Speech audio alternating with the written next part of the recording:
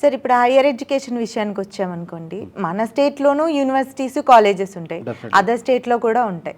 మరి ఏది చూస్ చేసుకుంటే బెటర్? అంటే గుడ్ క్వశ్చన్ మ్యామ్. దీంట్లో మనం మాట్లాడుకుంటే ఫస్ట్ హైయర్ ఎడ్యుకేషన్కి వచ్చినప్పుడు మన ముందు 2 ఆప్షన్స్ ఉంటాయి. యూనివర్సిటీలో చదువుకోవాలా, లేదంటే కాలేజీలో చదువుకోవాలా, ఎక్కడ అడ్వాంటేజ్ ఉంటుంది అనుకున్నప్పుడు డెఫినెట్లీగా హైయర్ ఎడ్యుకేషన్ యూనివర్సిటీస్లో చదువుకోవాలి. ఎందుకంటే యూనివర్సిటీలో అయినా కాలేజీలో అయినా కరికులం ఆల్మోస్ట్ సేమ్ ఉంటుంది.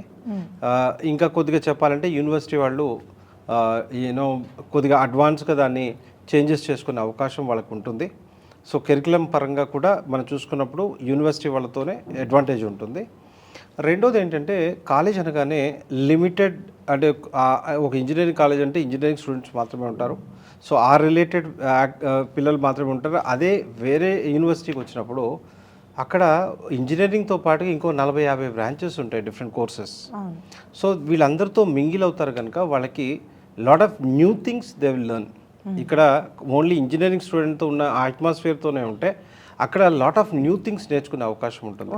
అంటే మన పిల్లలు మ్యాక్సిమం గ్రాడ్యుయేషన్ లెవెల్లోనే కంప్లీట్ కాగానే జాబ్కి వెళ్ళిపోతుంటారు. అంటే ఇప్పటి వరకు ఎలా ఉన్నా నడిచిపోతుంది, కానీ ఈ లాస్ట్ డిగ్రీ ఏదైతే ఉందో తీసుకునే ముందు వాళ్ళు ఇంకా నేర్చుకొని మార్కెట్లోకి వెళ్ళటానికి ఫుల్ ఫ్లెడ్జ్గా వెళ్ళాల్సి ఉంటుంది. ఆ ఫుల్ ఫ్లెడ్జ్గా వెళ్ళటానికి ఒక యూనివర్సిటీ అట్మాస్ఫియర్ అయితే వాళ్ళకి బెటర్ చేయగలుగుతుంది.